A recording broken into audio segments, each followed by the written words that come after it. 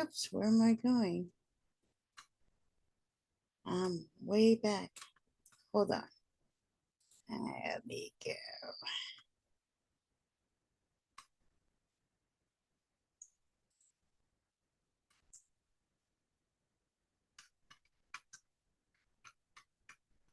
Sorry about that. I was working on this at the last minute, so there we go.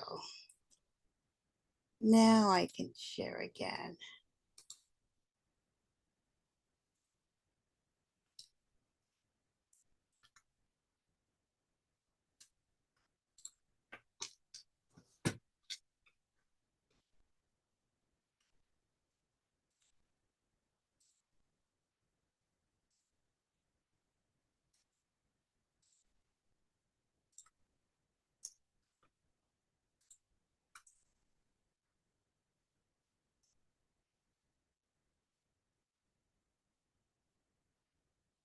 And I am sorry about that. Here I am. Miss Aggie, what are you dancing to over there? You're on mute. Can't hear you.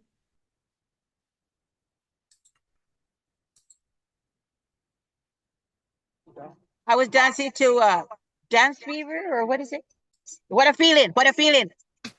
Oh, nice. 20 minutes? I was in line studying what all these candidates stood for and everything. Then I voted and I'm like, I asked the lady, how come I don't see these names? And she's like, you don't live in the district. I'm like, after I studied and studied. But Okay. That's what happened to me too. I thought that I was going to be able to vote for Miss Dorothy. And I'm like, oh, I looked at my ballot and she wasn't on there. All right. So I'm sorry, guys. Don't worry, Miss Aggie. If I No hear worries. there's a lot of people or something, I'll just mute you guys. Don't worry. And then Yeah. I'll ask you to unmute.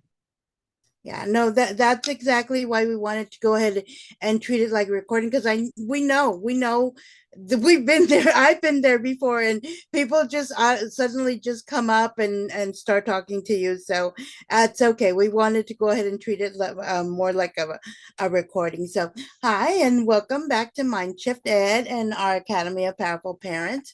We are at class 7 today, and today's topic is amplifying your voice. We've had a lot of discussions about our voice, finding it and using it. And now what we want to know is, how do we use it effectively? How do we amplify it? So that's what we're going to talk about today. We're going to discuss some of the tactics and techniques we're going to use for amplifying your voice, and how important it is, and how to really be able to tell our story. Because when you do any kind of speech, you always want to tell your story. And so you want to go ahead and condense it, even to a point where it only takes like maybe 3 to 5 minutes at most, to be able to say your story to people, because they want to, when you make a speech, you want to be able to say who you are and why you're there, and why what you have to say matters. And that's why it's important to know how to tell your story. So that's what we're going to do today. We're going to do a little icebreaker, talking about your voice is your power, and your source powers your message. Number 4, your story is your connection to people. Number 5, we're going to actually workshop your story in 4 steps. And number 6 is the homework and all the final announcements. All right, so we're going to go ahead and get started with that. So, next one up. All right, so question for you. So it's finally your turn to sing at karaoke night. Maybe you don't sing, but you're a few shots That's in. really me, guys. That is me right there. What song are you going to sing?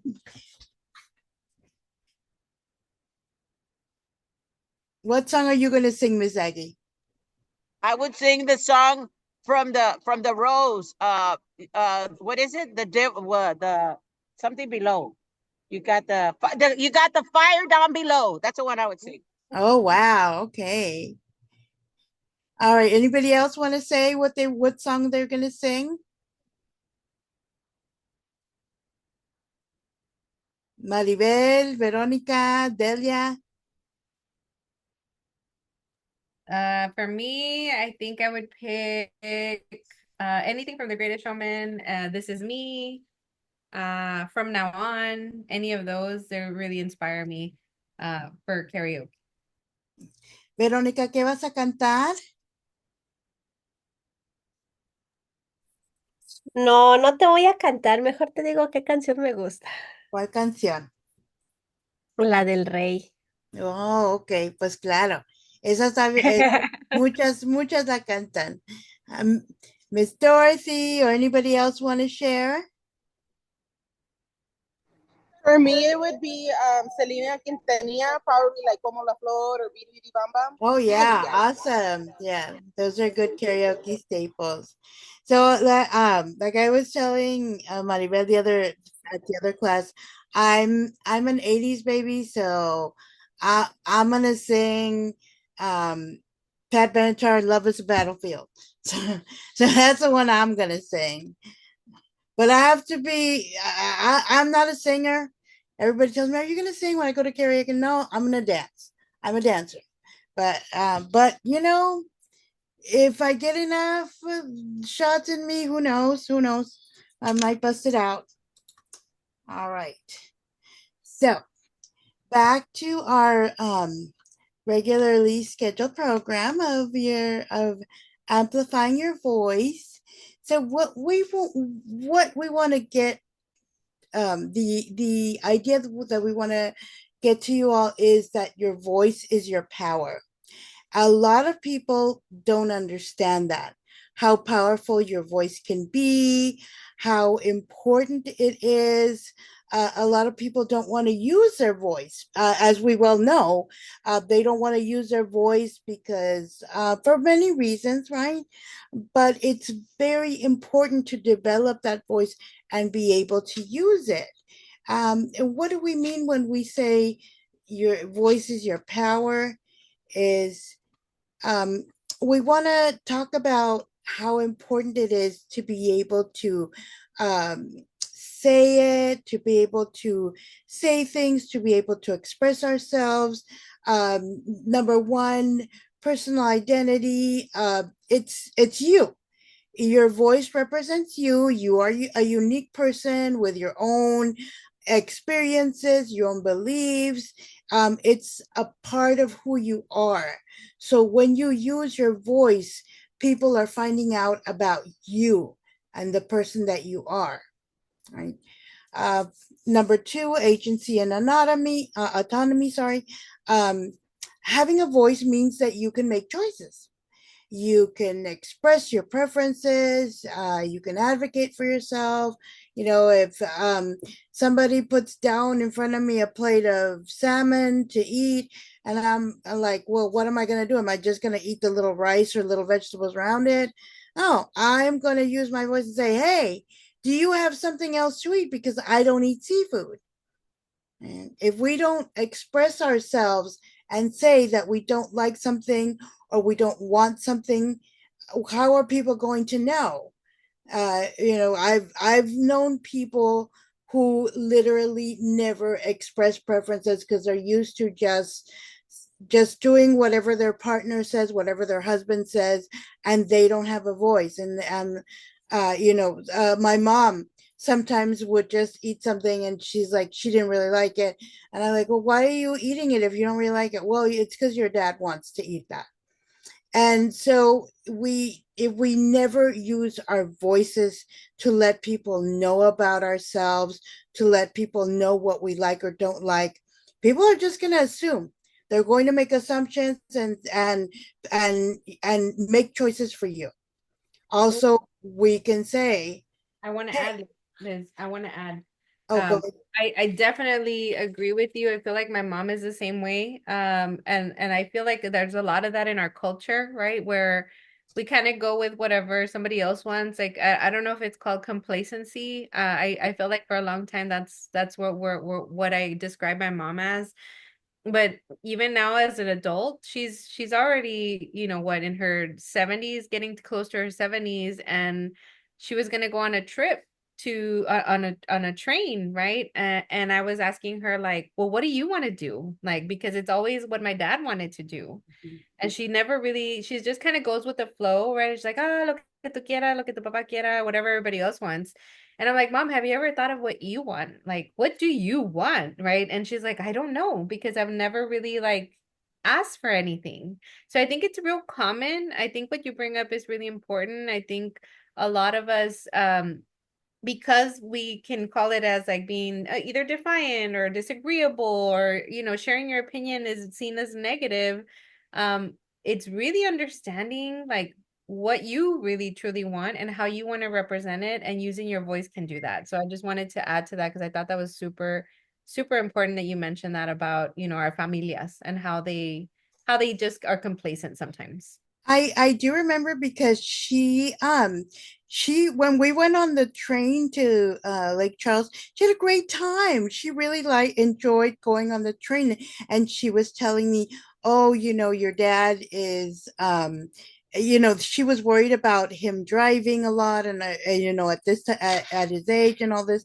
And then I guess you they went again, but they went driving because he wanted to go driving, and they were caught in some kind of storm or something. It was really bad. I just kind of sort of heard that story, that they had been caught in a storm and they had to pull over, and it was really bad. And your mom was really mad because she had wanted to go on the train. So I do remember that. And yes, how are people supposed to know that we like or dislike something, or we want certain things, if we don't say anything?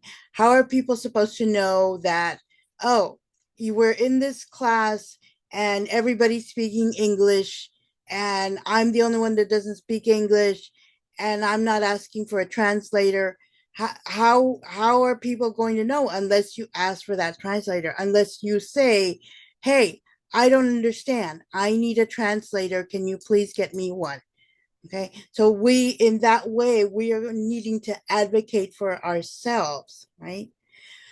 um, the social influence and community participation, which all of you are doing right now.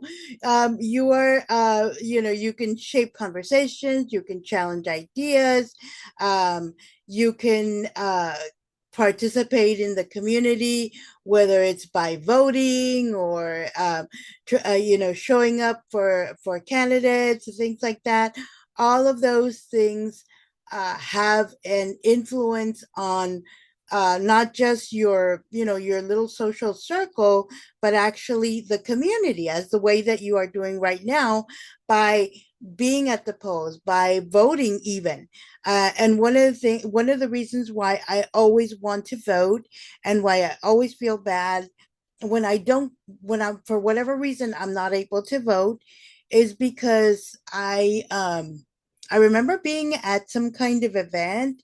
It was some kind of protest or something that I was doing, probably DACA or something like that. And I remember one of the people from DACA saying, "Please vote for me because I can't vote." And that really stuck in my head, that now it's very important. Our vote is very important. We need to vote for those people that can't vote, for those people that are that are only residents, they don't have voting power. So we need to vote for the people that can't. That's why I always ask people to go, that is very important for me, is to vote. I don't care who you vote for. I mean, I do kind of, but but the important thing is to vote. And actually, one of the, if you're wondering why Texas is always kind of lagging behind a little bit, and it seems like people don't do things for us here. Well, Texas, despite being such a large state, is actually, I think it's on the bottom 10. It's always in the bottom 10 for voter turnout. So basically, the politicians are like, well, we're not going to invest too much money in Texas because they don't even vote. So if you're wondering why things are the way they are in Texas, that might be a reason because we have very low voter turnout. And if you don't ever say, oh well, either by getting up and speaking in public, by sharing that you are not okay with things, if we're never challenging the things that people want to put on us, people are just going to be like, well, nobody said anything, so we're just going to do it. And sometimes it feels like, well, what's the point? Nobody, no, even if we do say something, nobody does anything about it, or they're just going to do what they want to do. That may be the case. However, if we don't ever speak up, it's very easy for the people in power, for the parties in power, or the agency in power to say, well, nobody says anything, so everybody's happy with it because there's no record of anybody complaining about it. So that's why I think it's so important for you always to speak up and say, and put it on the record. Go to city council, go to all the meetings, say something, because when you don't say anything, people are just going to say, oh well, nobody said anything, so there were no complaints, nobody challenged it, nobody did anything. So yeah, we can just do basically what we want, right?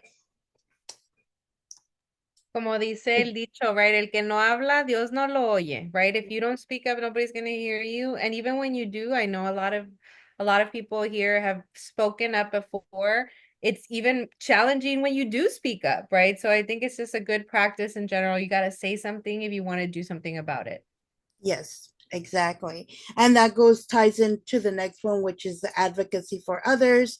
Again, speaking for those that can't speak, being able to advocate for people who don't know or are unable to advocate for themselves, um, being that person, sometimes I've been that person in the room, the only person that speaks Spanish, and somebody's asking me, oh, do you think, is somebody going to be able to help me? And so it doesn't matter, I'm gonna have them bring somebody for you to speak Spanish. And it was more of a problem in California. When I lived in California, they sometimes would have to go out and get somebody from another part of the store, or somebody from, they had to get the principal because that was the only person that spoke Spanish or something.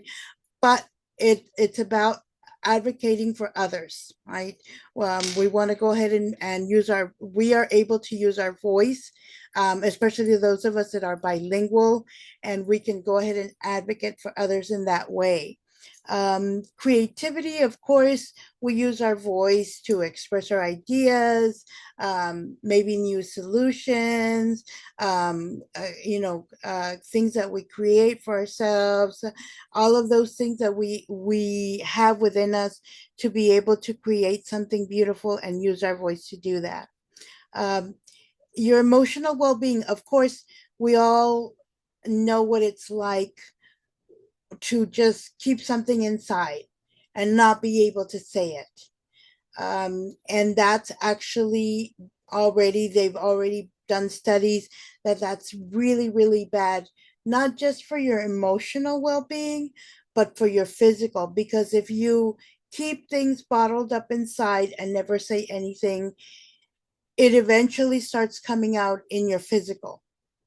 It eventually starts coming out in your body. Even if you try and keep it as tight inside, it eventually comes out with either, you have a lot of problems with your health, you're always getting sick, you have trouble sleeping, all of those things. So it's not just emotional, but also physical can affect it if you just keep things inside, right? Agreed. Uh, Hey Liz, I don't know if you're still sharing the agenda, but that's the one we're on. Just letting you know. on the Oh, we space. were on the agenda. Oh, I'm sorry. Did I? So, because I'm on Your Voice is Your Power. I'm on number 4. That's not what y'all are seeing? No, we're seeing, well, I'm seeing Amplify Your Voice, yeah, there we go. Icebreaker, Amplify Your Voice's Power, Agenda 1 through 8. ¿Qué That's what son? Verónica, ¿en cuál página estás tú? Because I'm actually, it says I'm sharing my screen, and it's like, I have Your Voice is Your Power. I'm on number 4. Estás en la slime 2, 4. okay, Yeah, what? she's seeing the right slide. Okay, got it. Just wanted to make sure. Okay. All right. So, and then we set number 7, of course, the cultural preservation and knowledge sharing. Uh, we have our traditions, we have our stories, we have our language. All of those things are so important to preserve. Like I said, I think I've shared before, my daughter is so upset with me because we didn't really emphasize the Spanish when she was growing up. So she knows it a little bit, but she's not really that good at it. And she's very upset with that. She's like, why didn't you all teach me Spanish? Why didn't you all emphasize it? Because now I don't know. And all of those traditions that you have, all of those things, those stories, a lot of those things are not written down, and people only know them because we pass them on down with our voices. We share our knowledge about the things we have, recipes we make, how we make certain things. The only way sometimes people know about this is because we are being able to use our voice to share and that knowledge and to educate others about what we're doing, right? And the last one, also, of course, conflict resolution. We're able to mediate between people. Excuse me. We can help resolve disputes and foster understanding between others. So we are really, our voice is so powerful, and I wish more people understood that and use their voices in these positive ways, because it's so important to be able to have that, and know the power that your voice has, and use it, because a lot of people don't use their voice, or they can't. And that's where we say we have to be their voice, because sometimes they're not able to. With our kids, we have to be their advocates. We have to be their voice, because sometimes they are not able to. Correct? So. And when we're talking about using our voice, sometimes it can be really uncomfortable. It's just very, it's not, sometimes it doesn't feel right. We're not used to it. And that's why it's important to understand your source. The source of something is the person, place, or thing where you get it from. In other words, where it originates from. Your source is your why. We always talk about, what is your why? Why are you doing this? Why are you all out in the polls? Why are you, wanting to do this and be advocating for others? Why is it so important? Where is the source? And what I and everybody has people have different reasons, or people have different sources of why they are doing this, why they are using their voice to become a leader, to become an advocate, to be able to say, okay, my voice is important and you have to listen to me. And just kind of, and we're actually going to go through a few different stories about this, but I wanted to just talk a little bit about, I want to tell you this story. um I don't know if you have any kids, and you tell your kid, oh, how was your school day? When they come home, how was your school day? And they're like, fine. And that's all they want to say. It's fine. So I never had that experience, because Victoria, when she came home from school, she'd be like, well, I joked that she started talking like when she was a year old, and she hasn't stopped since. She was always talking. She when we would sometimes we were driving late at night, 'cause we my ex-husband and I used to love to drive, and just go on road trips or whatever. And one time we were driving at night, and she was in the back. She thinks she was like 3 years old, and she was just talking and talking and blabbing and talking. I don't even know who she was talking to, because she wasn't talking to us. And finally, we asked her, Victoria, who are you talking to? What are you saying? And she said, I'm sorry, I just have a long story in my mouth. And that is where it's always come from. And she used to make presentations and speeches in school when she was in fourth grade.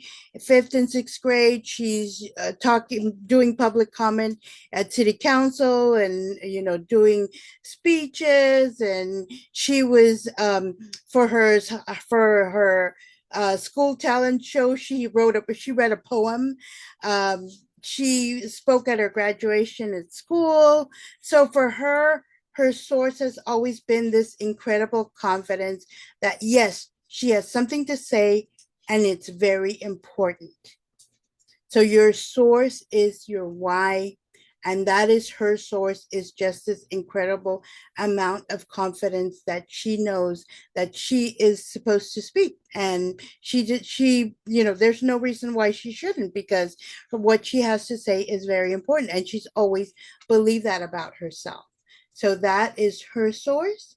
And we'll talk a little bit about some more once sorry, we'll look at these little videos, and it's the same girl, but I'm not gonna play the whole video, but I wanted just for you all to see how she tells her story, and to see if you can guess her source.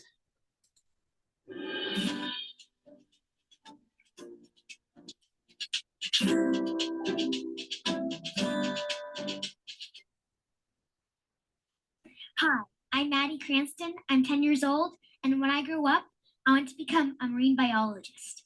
Why? Because I know the importance of our clean water and the animals that live in our world. My story is one that started a while back. My dream. Well, let me tell you a little about why am I here. Well, when I was 6, I watched a movie called Oceans, and it changed my life. I saw all the pollution and harm we were causing, and I knew that I had to do something. I had a dream, and I felt that I needed to help. I started to do a lot of research on the internet to educate myself, and I saw the harm that we are causing, and I just had to do something. So I'm going to go ahead and stop it there.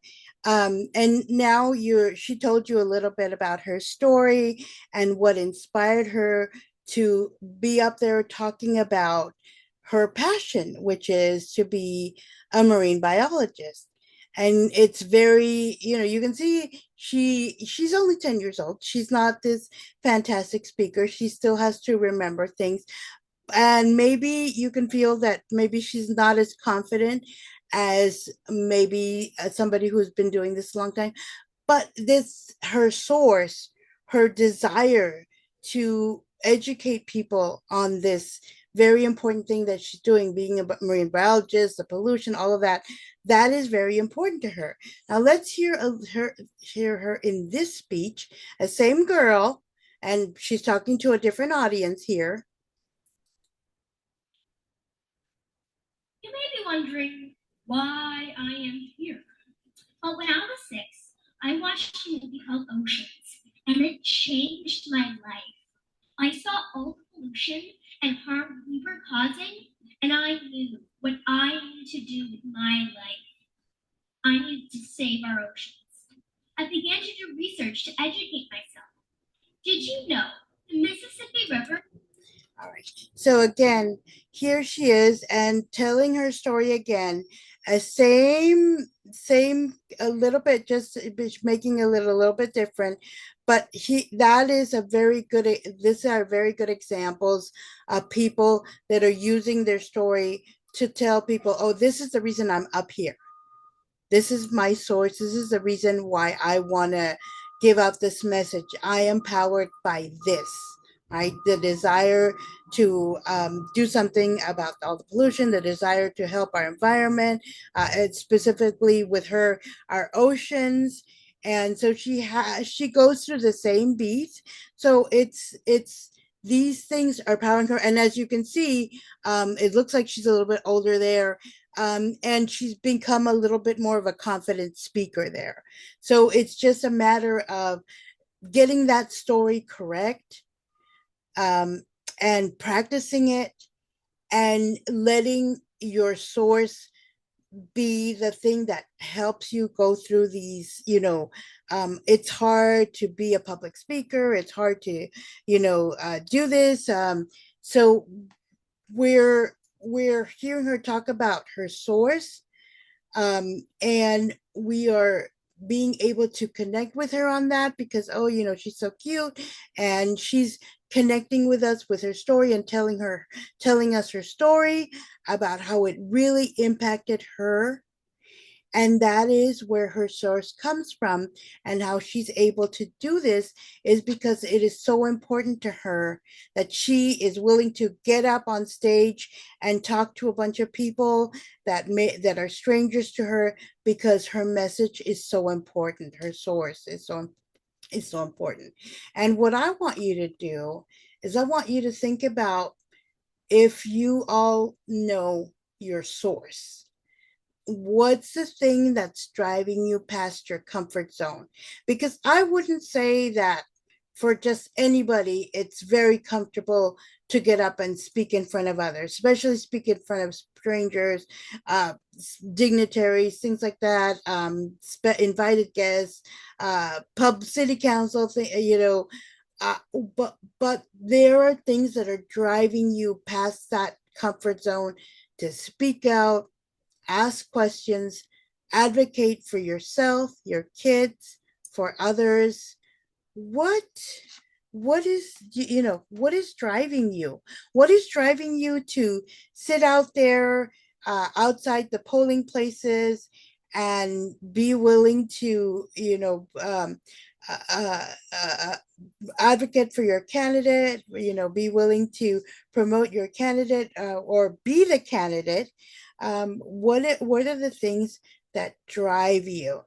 And sometimes we don't know until later on, because I'm going to tell you, I didn't know, until later on in life, what was actually really driving me. But that's an important thing, is to recognize where that source comes from, because it's something that's making you do this, and it's going to make you, you know we just want to stay quiet. We don't want to attract attention. We don't, oh, it's going to make things difficult for me, but we can't stay silent. And what is the thing that's making you talk? I'm going to tell you, for myself, if you were to tell elementary school me that I would be out teaching classes, sometimes giving seminars to rooms full of 100 people or something like that, uh, I would never have believed you, because that was just not me. When I was in school, I was I didn't know it at the time, but I was probably on the spectrum, and I didn't know how to make friends. My whole entire school life, it I usually felt like I was an alien, and I didn't know how other people worked. Honestly, I just did what everybody else did. It felt like that's how I always felt when I was in school with the all the other kids. The schoolwork was easy. That was no problem. It was interacting with all of the other kids that was really, really hard for me. I could interact with the teachers mostly pretty well, but the kids were so difficult and I didn't know all their rules and everything. It just felt like every other kid had been given a manual and of how they were supposed to act, and I never got that manual. So I never understood, or I couldn't figure out. So school was very hard because of the other kids for me, and I basically just lived inside my head. Most of the time, I didn't want to talk to others. I felt very shy. People would make fun of my smile. People would make fun of because I was fat. People would make fun of me because I wore glasses, and I just felt like I couldn't say anything, and I didn't want to talk, and I didn't want to. I just wanted to not say anything. I just wanted to be silent and have nobody notice me. So I, the reason that I'm here in front of you right now is because it was one thing I was really good at, which was looking up things and finding things and remembering the information. And just like I said, doing my schoolwork, that one was easy. Oh, you want me to, research things? I need to research things. I need to make a paper on things. Oh, yeah, I can do that. I love that. That was something I really enjoyed, is learning about new things. And if you and I sort of stumbled into this career because I first became a training coordinator, and then I just went into training once I saw how people were doing things, and it was like, wow, people are gonna pay me to talk about something that I know really well. Wow, yeah, I can do that. I love that. Which I, of course, um, found out later is also a thing that people on the spectrum like to do, is we like to talk about things that are interest us. So for me, if you tell me, if somebody asked me to say something about, make a speech about somebody for their birthday, oh, no, I get, yeah, that's like, I'm gonna do a terrible job because it's not something that I necessarily have prepared or know much, know what I'm gonna say or anything. But talking about things I know all about, talking about things I've studied and researched, oh yeah, I can do that at the drop of a hat. I have so much information. So that's kind of been my source, is, and I didn't know it until much later on in life, that probably I always thought it was because, well, our my parents and all, my family has always been about speaking up and doing the right thing and all this stuff. But really, for me, it's been about the fact that I love to talk about things I know a lot about, and that's what it is. Really, the my source is probably the fact that I am probably on the spectrum, and these are things that sometimes we like to do. So that's kind of my source. I don't know if anybody knows their source, where it comes from. Maribel, Verónica, que Verónica, ¿qué es lo que a ti te encanta? And I kind of know yours, Verónica, because you've talked to me about it. Pero ¿qué es tu fuente que te encanta hablar con la gente? A mí me gusta hablar con la gente porque me ayuda. Hay veces de lo que me cuentan, sus experiencias, a mí me ayuda y voy viendo y siempre aprendo algo de la gente cuando platico con ella.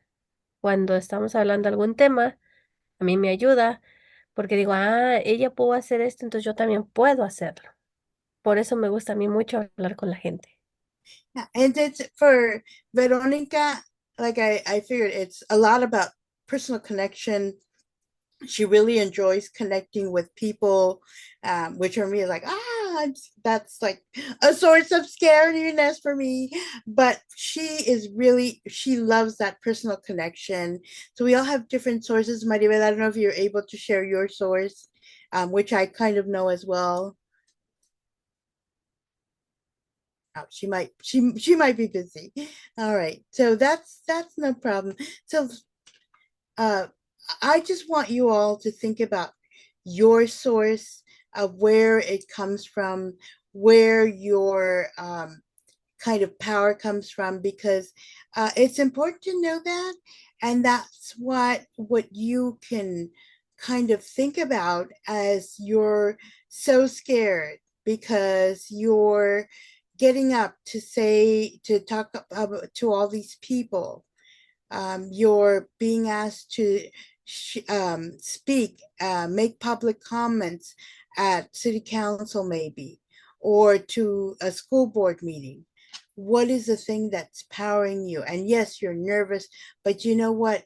You have that source that is powering you. And that's important to know, right? All right. And one of the things that is important is to be able to tell your story because your story is a thing that's going to connect to others, right? And I have a video.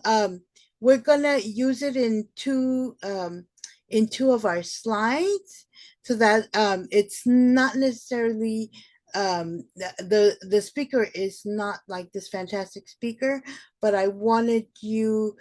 She's going to talk about her story, and then we're gonna do a little exercise with it. So that's why I chose this particular video.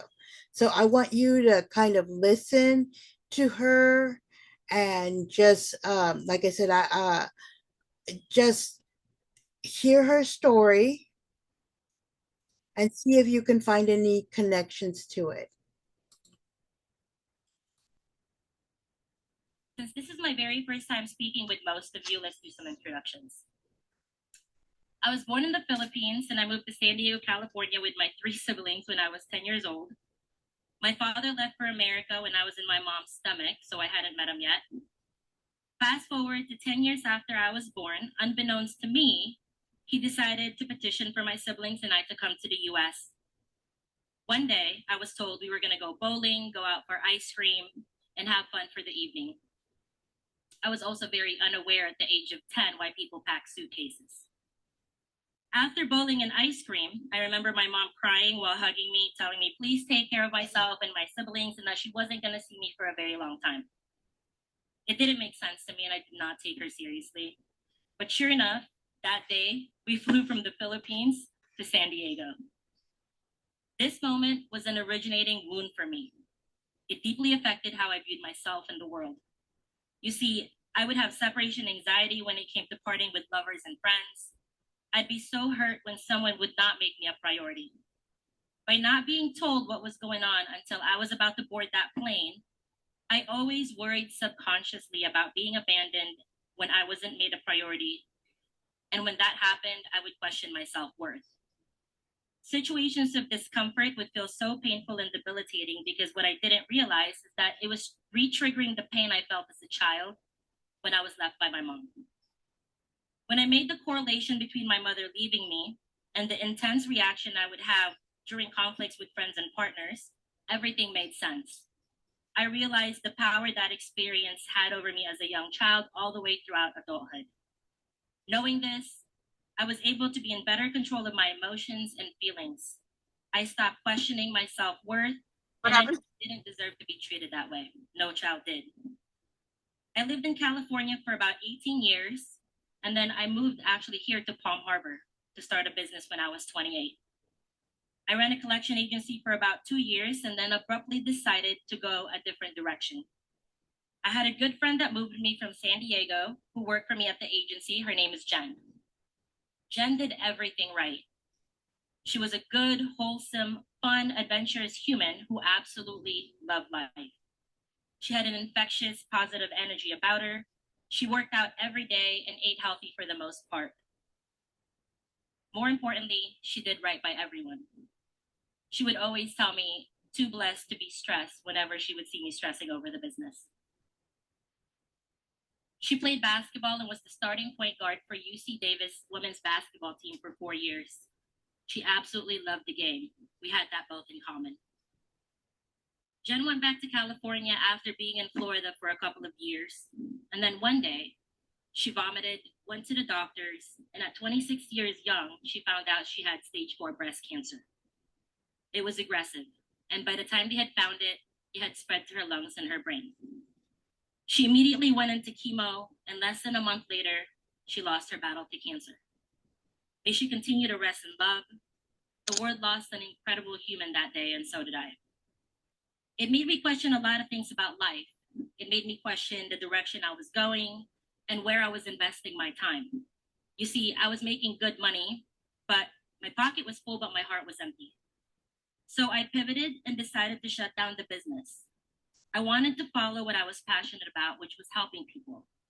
I had lived in Florida for almost 2 years, and the only friends I had made were my coworkers who were my employees. I tried to meet the LGBTQ plus community in Tampa Bay, but it was like looking for a needle in a haystack. See, in San Diego, the LGBTQ community was thriving, but in Palm Harbor, Florida, I could not spot one lesbian to save my life. But something kept me here. I ran smack dab in the middle of St. Petersburg, and it reminded me a lot of San Diego. It was vibrant, artistic-driven community who embraced LGBTQ plus individuals, and I almost felt at home. That's when I founded Project. All right.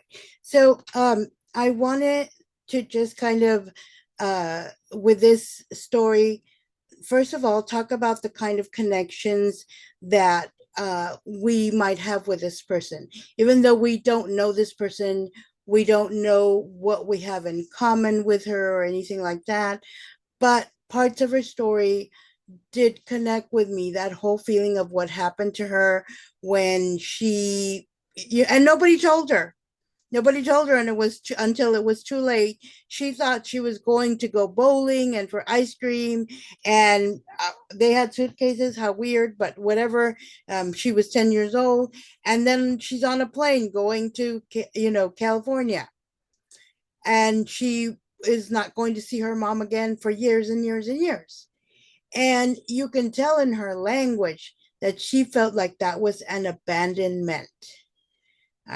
So it's you connect about that, about feeling that betrayal really is what it felt like, I'm sure, to her. That betrayal of being told one thing and something else very important happening. It wasn't like, oh, we're gonna go to the store, or we're gonna go to, Chuck E. Cheese or something like that, and instead I'm taking you to the doctor. Okay, no, it was like way more than that. You're going to go to a whole different country. So that kind of betrayal, that was big. And I can see how a person would not start to not trust and have a lot of issues related to loss when they were losing somebody. And again, she had another big loss when she lost her friend and to breast cancer. And so she felt like she needed to change. She had one business and she closed it down, and she started a nonprofit. I cut it off a little bit too early. She started a nonprofit, um, and that is where, again, she's telling her story, and you'll see when we're doing the workshop of your story how that's important, is the need for change. And she changed her life around, right? And she took an action to make changes in her life because of those things that happened to her. And she said, oh, this can't stay like this. So let's go on to workshopping your story. This is my very first time speaking. All right. So workshopping your story. Remember that we had been talking about our story and how important it is when we're introducing ourselves, when we're giving a speech. Those are the things that people, we want to talk to people about, because that is how they're going to connect with us and have a little bit more understanding about why what we're saying is important, why we need to why it's all the why our message is important, correct? So we're going to we've already talked to you all about doing a first draft of your story, and now we're going to refine it a little bit when we're doing our story, because there's certain steps that need to be in it. Because usually when we if we tell our story and somebody just says, well, tell me about you, what happened, and we just start on this whole big long thing that we're going to start saying, and when sometimes we need it to be brief enough to be able to say it maybe in 3 minutes, maybe 5 minutes, if we have to, if it's a really big story, right? So when we start our story, we need to start with our background that relates to the issue at hand, that relates to why we changed, right? And with her, she said her background, she said two things. One, when she was taken to the United States from the Philippines, and she didn't know that that was going to happen, and that happened to her as a child. Can you imagine the betrayal she must have felt, and how traumatic it must have been for her to lose her mother at the age of 10 years old, and to, just not see her again for years.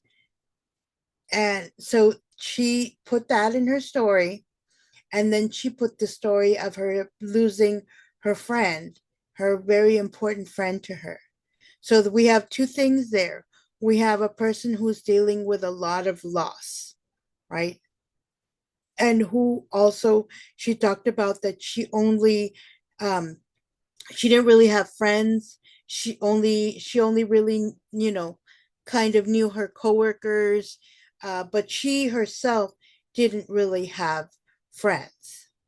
And number two, that's the need for change. So we're doing the background. The background is, how we got here. What information is important to talk about. Where we're at right now, and then the need for change. We recognize, there's some kind of moment that happens for us that says to us, and you know what, I'm not happy with this. We need to change this. We need this needs to change. I don't like this. I don't like how this is happening. This is not good. We need to something needs to change. And then the third, she's talking about her transformation. Okay, so she recognized that she was having these issues. She recognized that that she wanted something different. So she shut down, she closed her business down, right? She transformed it to this person that wants different things for herself. And number four, what is the action that you took? Okay, well, she founded a nonprofit. She started a nonprofit. She said, well, I've always wanted to help people, so I started a nonprofit. So that is where those are the steps that we need for your particular story. Um, especially because we're being advocates. So we want to tell people how we got here, how we understood that there was a need for change, how we transformed from maybe this person that didn't talk, that was scared to talk, that accepted everything, but now we're people that always ask questions, that want to run for office, that want to be an advocate, and what actions have we taken or are we going to take, right? So let's say, let's say in the case of maybe Verónica, voy a hablar un poquito de tu historia, and I'm speaking for her because I'm just saying it in English, but I've heard her story many times. But her background is she's from Mexico. She wanted to spend more time. It was a big adjustment for her to leave her child for so long in school. So she wanted to spend more time with her child, which is where she started to go to volunteer at her school, and they started to send her to all these committees and things because they wanted active parents, right? They just needed to fill a seat because Veronica doesn't speak English, so they needed some parents to show up, so they asked her to go. As she's she's in these meetings, and all these things are being discussed, and they're all in English, and she does not understand what's going on. And she's like thinking in her head that this needs to change. I don't understand what's going on. So here she is, this person who is used to, not necessarily being a person that speaks up or tries to make problems or anything. And now she's a person who is saying, I need a translator. And now she's told me that she's a person that when she comes to school, everybody's like, oh no, what else, what is she gonna ask now? What does she want now? Verónica, les estoy diciendo que tú empezaste como bien calladita, bien sumisa, y ahora ya en la escuela te ven y te dicen, ay no, ¿qué quiere esa mujer otra vez? And she has transformed into this person who is able to advocate for herself. And her actions are, number one, she asked for a translator now. And her actions too, she came to Mind Shift Ed, and now she's actually a facilitator, helping other parents helping other parents with the same transformation that she went through. Right? So that is her story. And what I would like for you all to do is work on that kind of thing, work on your story, and it should have those four pieces to it, right? The background, that relates or informs your story. How did you become aware that things weren't right with the situation that you were in? What changed in you, or what changes did you make in your mindset due to this need for change? And because all of this happened, what are the actions that you have taken now? Right? And so we talked about that with the previous video. We've talked about it, with Veronica's story. And what I want you all to do is think about that for yourself. And we're going to actually put it in action. And let me go ahead and go to the next slide. Here we go. All right. You have your story. We're going to separate the story into the four parts: the background, the need for change, the transformation, and the action. And we're going to do about 2 to 3 sentences at most. We're going to see if we can condense it down to 2 or 3 sentences each, and write them down and separate them. Put them down on paper and separate them and say, 1, this is my background. 2, the need for change. When did I start seeing that, hey, this is not right? How did I first become aware that this was not right and that things needed to change? And number 3, what it was your transformation? How did you change from a person that maybe wasn't informed to a person who now demands information or something like that? And for what are the actions that you've taken so far, or what are the actions that you plan to take, right?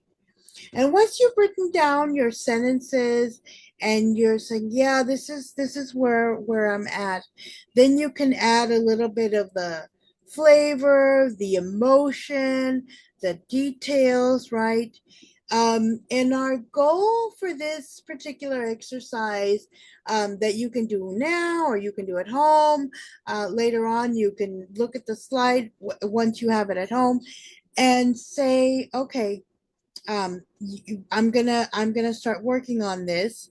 Um, once you are happy with the sentences with just the facts, then you add the emotion, the details of what happened, the feelings that you felt, because those are the things that are going to connect with other people, right? um, those are the things that are going to grab other people, is feeling those, describing those feelings, describing how you felt, right?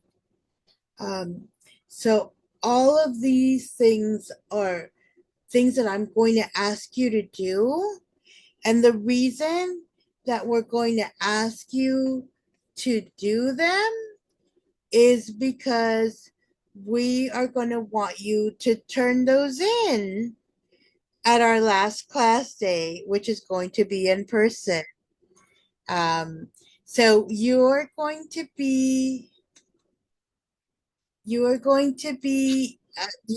our last class day, our graduation day is going to be a special day. We're going to have um, some of our other parents there that you have not met, our parents that go to the Spanish class, some of the parents that go to Eddie, and we're going to invite a lot of people, and we are going to ask you to turn in your story to us, because that is going to be part of your graduation requirement. So that's why um, we want you to go ahead and work on it so that you can maybe be able to say the story in 3 to 5 minutes. Who thinks that they can say their story in 3 to 5 minutes right now? ¿Quién piensa que puede decir su historia en de 3 a 5 minutos? Sí. I know Veronica's practiced it, and we heard Maribel say it the other day. I think she did 3 minutes. So we're gonna give you 3 to 5 minutes, because remember, when you're doing a speech in front of people, in front of school board, in front of city council, in front of you maybe don't even have 3 minutes. Maybe you might have 90 seconds. So you need to be able to condense your story and be able to tell people in a few sentences, this is my story. This is how I come to be up here in front of you all, right? So,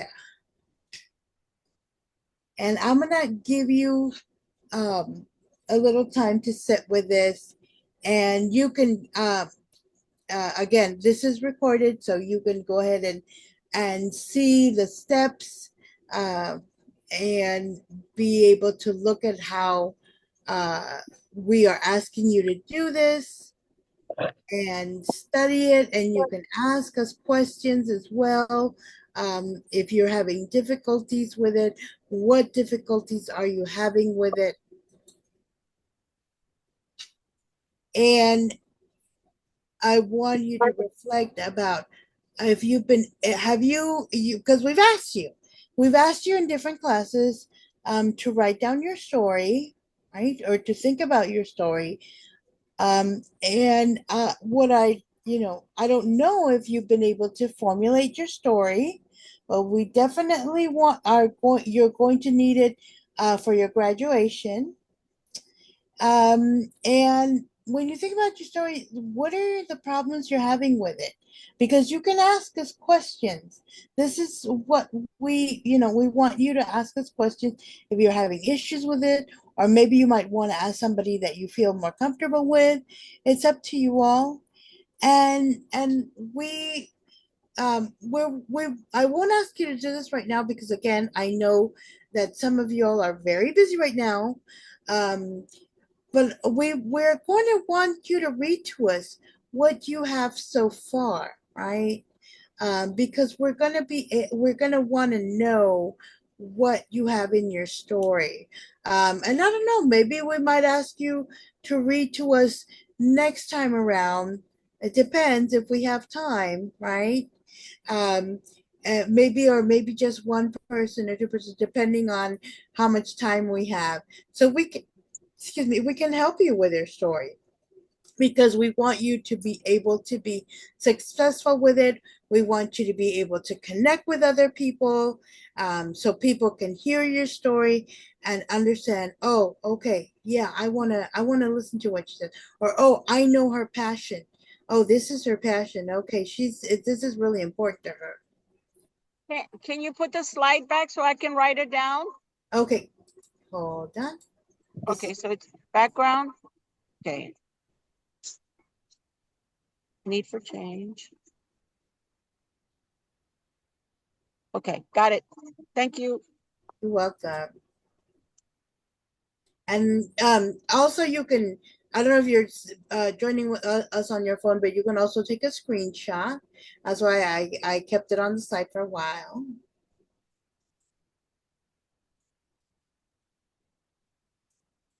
All right. So your homework is to complete your written story, and it's going to be due December 6th. I still might ask you to read me what you have just so we can work on it, right? We're gonna practice our story and read it and try 3 minutes.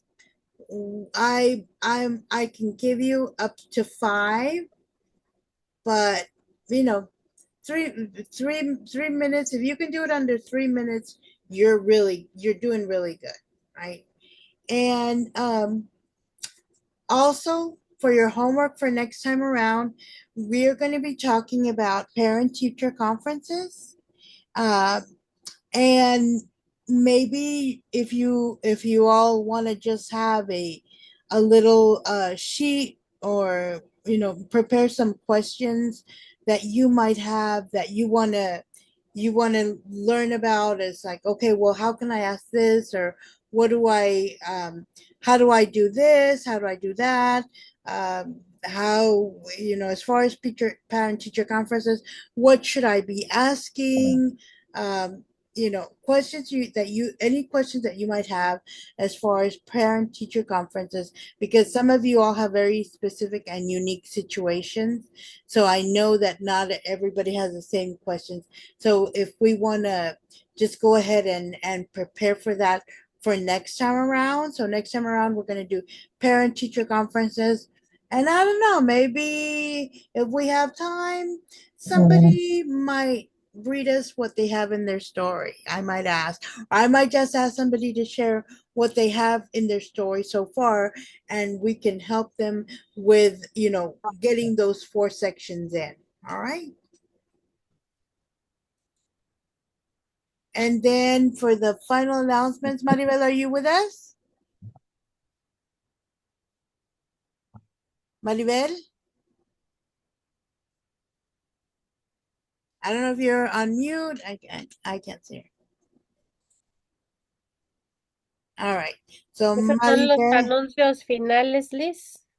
sí, los El, anuncios finales. el All right. 6 de diciembre. El 6 de diciembre es cuando vamos a celebrar todas las clases. Y el 11 aquí está mal, no es el 11, es el 9. Okay. Okay. So for the final announcements, December 6th is going to be our class graduation. And class celebration. Oh, okay, there you are. I was we were doing the final announcements, just Yep. letting them know. Okay, well, I'll go ahead and do those. Let me look at the slide, or if you want to pull up the slides. Yes, Oh, so I have the slide up. So I think I oh, don't know where you're at, but you're I'm not seeing your slide. You're not sharing anything from me, but it does say Liz's screen. It's so weird. Okay. Well, no worries. I have it here open too, but yes, December 6th, save the date. That is the celebration for closing of our classes, and that's where you guys will get to come and join us and we celebrate you, right? So save the date for that. October classes are coming to an end. Today was the last class in October. But there is a super special event and treat that they invited mind shifted families to attend a zoo night on November 9th, if I'm not mistaken. And so if you are interested in joining us, let me put this link in the chat, but also just you can let us know and I'll text it to you. If you're interested in joining us for Dream Night, it is November 9th from 5 to 9 p.m. So it's in the evening. It's a very special invitation for families from Mind Shift Dead. Okay, and it is an accessible special event dedicated to celebrating children with diverse health needs and their families. So join us and RSVP. I'm putting this in the chat now.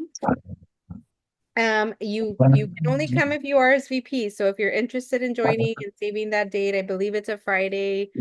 We will be out there registering folks to go into the zoo, and it is free. And come and join us if you can. I put the link in the chat. And I think that was it for the announcements. Let me yeah, look I again. think so. Maribel, you have November 11th. Oh, that's right. I do have November 11th. It is November 9th. Okay, but we have to RSVP by when? RSVP, I would say by October 31st. Okay. Okay, you have some time. So I would say that would be our, like, Halloween was our end, and it'll give us 9 days to make sure we have everybody in there. For you all 31st, it might be like up to November 5th because I still want to send out an email in November, and that'll give families a little bit more time to RSVP through email. But for you all, since you're getting kind of a head notice, you guys are the first ones to see this RSVP form, October 31st. Let us know. And then you could also text me. You can text Vero, you can text Delia, or you can just send us an email. And then we can help you fill out that form. Okay. What time is graduation, do you think, on December? It'll be at 10 in the morning. So kind of sticking with the same time frames. It'll be from 10 to 12 You want to go to the zoo in the evening? in the morning. Come with. Any other questions? And our last slide was our exit ticket. I think Maribel's already put it in the chat so that you all can click on that. Yes, I'm gonna add that to the chat. So I put the form for the RSVP first, and then this is the exit ticket to share that you guys are here. And I just put that in the chat. Thank Okay. you. Mm-hmm. All right. And I do want to thank all of you who are out at the polls, showing using your voices, advocating and promoting your candidates. And thank you all for promoting community participation. So all of those are very important things. That's why we kind of ran through it quickly today. So we could go ahead and have that, be able to do it and understand that you all are also very busy right now. So thank you all for joining us for this. And just remember, we're working on those stories, and this class will be recorded in case you need to kind of take a, in case. And I understand, I've been there. Sometimes people come up to you, they want to say hello. For me, it was like every car that goes past by, yeah, we're, supporting our candidate. So I know how it is. So sometimes you just can't pay as well attention. It is recorded, so you can check it out later on if you felt like you kind of need a little bit of refresher on what happened. All right. Yeah, and Marisol will send it to us, right? The recording? Yes, yes. I'll ask her to Maribel. send it to you all. I mean, But Maribel, yeah, yeah, okay. yeah, and we all knew that it was going to be that a lot of you were going to be involved in this in the poll, so that's why we went ahead and we did it like this, so that, and it's only like an hour. I think we're at 11:20, so an hour and 20 minutes off. So it's not that long, so you can rush over the parts and skip over to the parts that you want to really look at. All right. Well, thank you all for coming, and thank you all for taking time out today. I know it is an incredibly busy day. Thank you all for being out there and just showing everybody your voices. And I hope to see you all in the next one. Thank you.